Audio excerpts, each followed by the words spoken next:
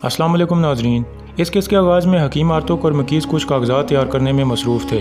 मकीज़ कहता है, बाज़ार के तमाम अखराजात और आमदनी के कागजात मुकम्मल हो गए हैं आर्तुक साहब। इतने में इलबिलगे और अताज वहाँ पहुँचते हैं। सलाम दुआ के बाद हकीम आर्तुक कहता है, इलबिलगे खातून, काई कबीले के ख़जाने का तमाम हिसाब किताब इसमें मौजूद है। फिर मकीज़ एक रजिस्टर देते हुए कहता है, इसमें बाज़ार का तमाम हिसाब किताब मौजूद है। इलबिलगे रजिस्टर खोल कर देखने लगती है। कुछ देर बाद वो पूछती है, अर्तुल साहब के ज़ाती माल के बारे में क्या ख्याल है? हकीम आर्तुक कहता है, अर्तुल साहब का ज़ाती माल उनकी तलवार और घोड़ा है। इलबिलगे हैरान होकर पूछती है, इतने बड़े अर्तुल साहब के पास बस यही है? आर्तुक कहता है, हाँ ये सच है। अर्तुल साहब माल या सोना इकट्ठा नहीं करते और वह दुनिया की चीज़ों के पीछे नहीं भागते। उनकी वाहिद दौलत उनका नाम है। अताज कहता है, क्या आप उम्मीद रखते हैं कि हम यकीन कर लेंगे? आर्तुक कहता है, यही हकीकत है अताज साहब, ये कोई साजबाज नहीं है। इलबिलगे कहती है, अर्तुल साहब का नाम अलग बात है और टैक्स का मामला अलग बात। इंशाल्लाह कल हम दोबारा कबीलों में जाएंगे और ख़ुद सारे माल की गिनती करेंगे और फिर अर्तुल साहब से भी बात करेंगे। दूसरी तरफ काई कबीले में उस्मान को ख्याल आ रहा था जब उसने थियोगलस की बेटी निया से वादा किया था कि मैं वो हार तलाश करके लाऊंगा। फिर उसे ख्याल आता है जब उसके बाबा अर्तुल ने उसे शिकार पर जाने से मना किया था। इतने में सावजी पूछता है, तुम वहाँ क्या कर रहे हो उस्मान? उस्मान कहता है, मैं शिकार की तैयारी कर रहा हूँ भाई। सावजी कहता है, बिल्कुल नहीं उस्मान, बाबा ने हमें शिकार पर जाने से मना किया था। हम बाबा की नाफरमानी नहीं कर सकते। लेकिन उस्मान अपनी तैयारी जारी रखता है। इसी दौरान द्रैगोस और उसके साथी ये गार में मौजूद थे। लईस कहता है, गवर्नर यानिस थियोक्लस का इंतज़ार कर रहा है। उसने उसे तलाश करने के लिए अपने आदमी भेजे हैं। उसे पता नहीं चलना चाहिए कि थियोक्लस काई कबीले में है, वरना वो उसे अर्तुल से तलब करेगा। अगर थियोक्लस ने गवर्नर को मालूमात दे दी तो सब कुछ बर्बाद हो जाएगा। द्रैगोस कहता है, ऐसा कुछ नहीं होगा, थियोक्लस कल जहर से मारा जाएगा। सब यही समझेंगे कि वो ज़ख्मी होने की वजह से मरा है। काराबेला पूछता है, और उसकी बेटियों के बारे में क्या ख्याल है? द्रैगोस कहता है, अपने बाप के मरने के बाद शायद वो कबीले से चली जाएं, हम उन्हें रास्ते में ही कत्ल कर देंगे। फिर द्रैगोस कहता है, आप मेरी बात गौर से सुने। कल अताज बे और उसके साथी टैक्स मामलात के लिए दूसरे कबीलों की तरफ रवाना होंगे, लेकिन वो कभी अपनी मंजिल पर नहीं पहुँच पाएंगे। लईस पूछता है, आपके दिमाग में क्या है कमांडर द्रैगोस? द्रैगोस कहता है, गुंदुज़ के गुस्से के बारे में हर कोई जानता है। हम इस हमले का इल्ज़ाम उस पर लगवाएंगे और ये हमला अर्तुल और उसकी रियासत के दरमियान दुश्मनी पैदा करवा देगा। हम अर्तुल के निज़ाम को सिर्फ इसी तरीके से तबाह कर सकते हैं। इसके बाद सुबह का वक्त हो जाता है। मंगोलों का काफिला एक जगह रुका हुआ था। इतने में अर्तुल और उनके साथी वहाँ पहुँच जाते हैं और छुप कर बैठ जाते हैं। एक मंगोल कह रहा था, हम ये संदूक लागू खान तक पहुँचाएंगे। काराबोरो कहता है, जैसे आपका हुक्म कमांडर बोर्जिगिन। इतने में अर्तुल हमले का इशारा करता है।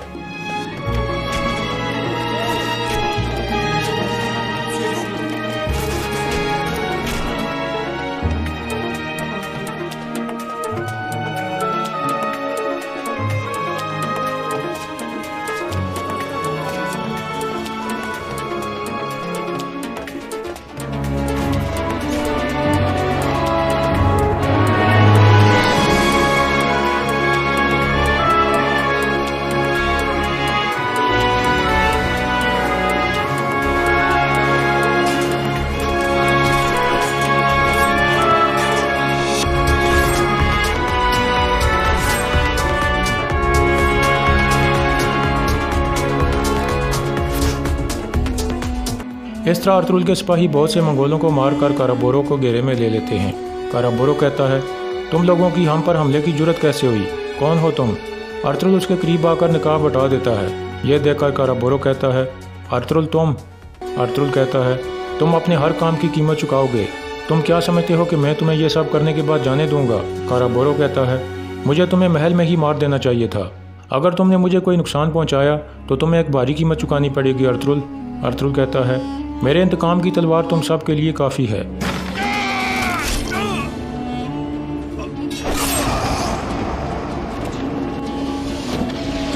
इस तरह अर्तुल उसे मार देता है। इसके बाद अर्तुल संदूक देखने लगता है और फिर कहता है, इसकी चाबी गायब है। इसी तरह दो मंगोल जासूस घोड़ों पर जा रहे थे। एक जगह वो रुक जाते हैं। एक आदमी कहता है, उन्होंने हमारे सारे आदमी मार दिए हैं, अब हम क्या करेंगे? दूसरा आदमी कहता है, सब ठीक है, संदूक की चाबी मेरे पास है। इसके बगैर वो संदूक बेकार है। वो इसे हासिल करने के लिए हमारे पीछे आएंगे। हम उनके लिए जाल बिछाकर पता लगाएंगे कि वो कौन है। अभी हमें अमीर बाउद्दीन की तरफ जाना चाहिए। यह कहकर वो आगे बढ़ जाते हैं। दूसरी तरफ अर्तुगरुल कहता है, इसकी चाबी उन 2 जासूसों के पास है। हम इस संदूक को तोड़ नहीं सकते क्योंकि इसमें बहुत अहम कागजात हैं। हम एक भी हरफ को नुकसान नहीं पहुंचा सकते। फिर अर्तुगरुल कहता है, तुर्गत और मर्गिन, तुम उन 2 जासूसों के पीछे जाओ। शायद वो अमीर बाउद्दीन की तरफ जाएंगे। हमें फ़ौरन कबीले जाकर टैक्स के मसले को देखना होगा, इससे पहले कि मामला हमारे हाथों से निकल जाए। मर्गिन कहता है, इंशाल्लाह हम चाबी हासिल करने तक नहीं रुकेंगे।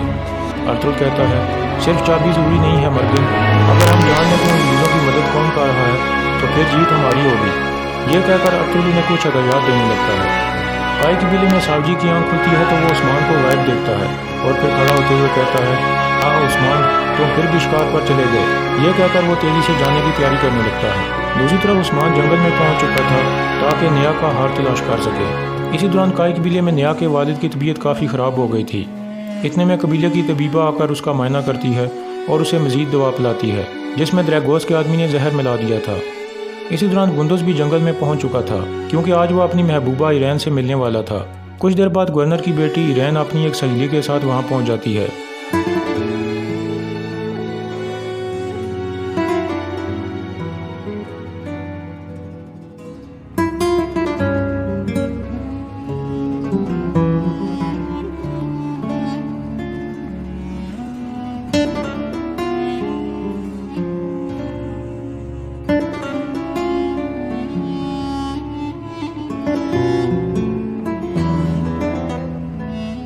इरैन गुंदुस के पास आकर कहती है, जब तुमने अपने जज्बात का इजहार किया था तो मैं तुम्हें कुछ नहीं बता सकी, लेकिन मैं भी बिल्कुल तुम जैसा महसूस कर रही हूँ।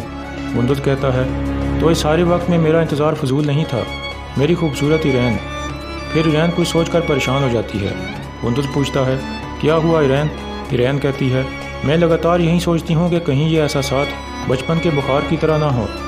गुंदुस कहता है, अगर ये बचपन के बुखार की तरह है तो मैं कभी भी बड़ा नहीं होना चाहूँगा इरैन, हत्ता कि अगर मैं बुखार में जलता रहूँ फिर भी मैं सारी ज़िंदगी तुम्हारे बारे में सोचूंगा।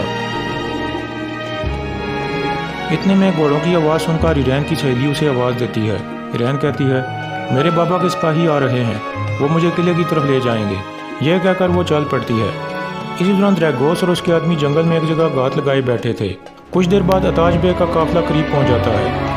यह देखकर वो हरकत में आ जाते हैं। इसी दौरान उस्मान भी जंगल में हार तलाश कर रहा था। कुछ ही देर में उसे हार मिल जाता है और वो खुश हो जाता है। इतने में सावजी भी उसे तलाश करते करते वहाँ पहुँच जाता है। घोड़े से उतरकर वो उस्मान को कहता है, चलो उस्मान भाई, कबीले वापस चलो। उस्मान कहता है, मैंने एक बड़ा परिंदा देखा है भाई, मैं शिकार करके जाऊँगा। सावजी उसे रोकने की कोशिश करता है लेकिन उस्मान नहीं मानता और शिकार के लिए एक तरफ भाग जाता है। सावजी भी अपना घोड़ा बांधकर उसके पीछे चल पड़ता है। दूसरी तरफ द्रैगोस के आदमी अताज के काफिले पर हमला कर देते हैं।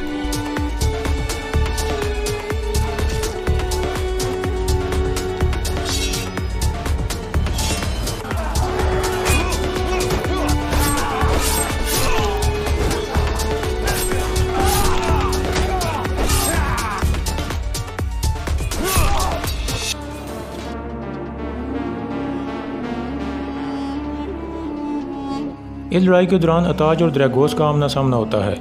अताज कहता है, अपना नकाब हटाकर मर्दों की तरह लड़ो, तुम क्या चाहते हो? द्रैगोस कहता है, तुम्हारी जान। हमने तुम्हें बताया था कि दूसरे कबीलों की तरफ मत जाना, लेकिन तुमने हमारी बात नहीं सुनी। मंगोलों के कुत्तों के लिए इन ज़मीनों पर कोई जगह नहीं है। यह सुनकर अताज कहता है, अब मैं समझ गया हूँ कि तुम किसके कुत्ते हो। यह कहकर वो हमला कर देता है। इसी दौरान उस्मान शिकार करते करते उस लड़ाई वाली जगह के करीब पहुँच जाता है। सावजी कहता है, चलो भाई वापस चलें, हमारे लिए कोई मुसीबत आ सकती है। उस्मान कहता है, अगर ये हमारे सिपाही हुए तो हमें इनकी मदद करनी चाहिए। यह कहकर वो आगे बढ़ जाता है। इसी दौरान अताज के सिपाही मरते जा रहे थे। उस्मान देखकर कहता है, ये तो बिलगे खातून के सिपाही हैं, डाकुओं ने इनके लिए जाल बिछाया है, हमें इनकी मदद करनी चाहिए। लेकिन सावजी उसे रोक लेता है। इतने में अताज भागने की कोशिश करता है और अपने घोड़े पर सवार हो जाता है। द्रैगोस उसे भागता हुआ देखकर पीछे से तीर चला देता है जो ठीक निशाने पर लगता है। अताज के सारे साथी मारे जा चुके थे। द्रैगोस कहता है, बहुत अच्छे, अब बाजार में अफरा तफरी देखने का वक्त आ गया है, लाइस तुम वापस के लिए जाओ। ये कहकर वो सब चल पड़ते हैं। इतने में सावजी कहता है, उस्मान, इससे पहले कि हम मुसीबत में फंसें, चलो वापस कबीले चलते हैं। उस्मान रजामंद हो जाता है और उठ खड़ा होता है, लेकिन इतने में उसके कदमों की आवाज़ द्रैगोस के आदमी सुन लेते हैं। काराबेला उन्हें देखकर कहता है, ये भागने ना पाएं, इनका पीछा करो। इसके बाद वो सब उनके पीछे भागने लगते हैं। कुछ देर बाद एक आदमी साहब जी को पकड़ लेता है, जबकि उस्मान उस पर तीर कमान तान कर कहता है, छोड़ दो मेरे भाई को। आदमी कहता है, तीर कमान फेंक दो वरना तुम्हारा भाई मारा जाएगा। लेकिन उस्मान तीर कमान नहीं फेंकता और उसका निशाना लेने लगता है। दूसरी तरफ जंगल में 2 मंगोल जासूस मौजूद थे। एक तीर लगने की वजह से जख्मी था। इतने में तुर्गत और उसके साथी उनके करीब पहुंच जाते हैं। तुर्गत आहिस्ता से कहता है, हम चाबी हासिल करेंगे, लेकिन ज़रूरी चीज़ यह है कि हम इनके अंदर घुसकर मालूमात इकट्ठी करें। हम इनके सारे साथियों का पता लगाएंगे। इसके बाद तुर्गत अपने सिपाहियों को कुछ हदायत देने लगता है। इसके बाद तुर्गत और मर्गिन एक तरफ चले जाते हैं। दूसरी तरफ बिल्गे खातून सोगत के बाजार में चहलकदमी कर रही थी। इतने में अताज जख्मी हालत में वहाँ पहुँच जाता है। बाजार के लोग उसे देखकर परेशान हो जाते हैं। इलबिलगे उसे देखकर अताज बे कहते हुए उसकी तरफ भागती है। घोड़े से उतार कर वो अताज से पूछती है, क्या हुआ, किसने किया ये? अताज कहता है, हम पर हमला हुआ था इलबिलगे खातून। हमलावरों ने अपने चेहरे छुपाए हुए थे। एक आदमी कह रहा था कि मंगोलों के कुत्तों के लिए इन ज़मीनों पर कोई जगह नहीं है और हमने तुम्हें दूसरे कबीलों की तरफ जाने से मना किया था। ये सुनकर इलबिलगे के जहन में वो ख्याल आता है जब गुंदुज उसे धमकियाँ दे रहा था। इतने में हकीम आरतू का आकर मायना करने लगता है। फिर वो तीर तोड़कर उसे देखने लगता है और कुछ परेशान हो जाता है। इलबिलगे पूछती है, क्या बात है आरतुक साहब? आरतुक कहता है, ये तुर्कों का तीर है। दूसरी तरफ एक आदमी ने सावजी को पकड़ा हुआ था और उस्मान तीर कमान तान कर सामने खड़ा था। इतने में सावजी उस आदमी के बाजू पर काटता है। इस तरह वो उस आदमी को गिराकर दोबारा भागने लगते हैं। दूसरी तरफ गुंदस भी सोगत के बाजार में पहुंच जाता है। उसे देखकर इलबिलगे गुस्से में खड़ी हो जाती है और कहती है, गुंदुजल, ये तुमने क्या किया है? गुंदुज हैरान होकर घोड़े से उतर आता है। इलबिलगे कहती है, ये तुमने किया है। गुंदुज कहता है, ये तुम क्या कह रही हो खातून? इलबिलगे कहती है, तुमने मेरे सिपाहियों पर हमला करके उन्हें मार दिया। गुंदुज कहता है, अपनी हद में रहो खातून, मैं क्यों तुम्हारे सिपाहियों को कत्ल करूँगा? तुम किस हमले की बात कर रही हो?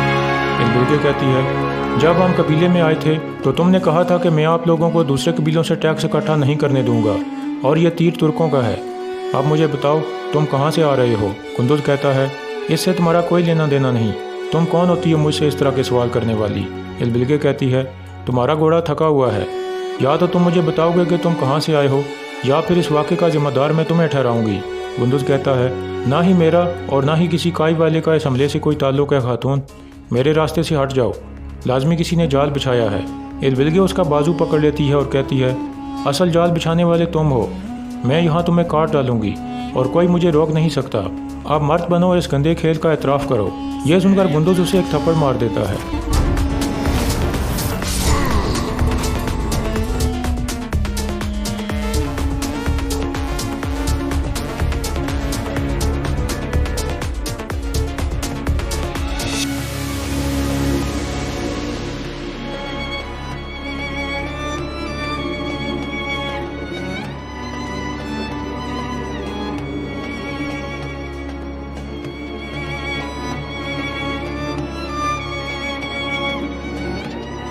इस तरह इलबिलगे का खंजर अर्तुगरुल को लग जाता है और यहाँ इस किस्त का अख्तिताम हो जाता है।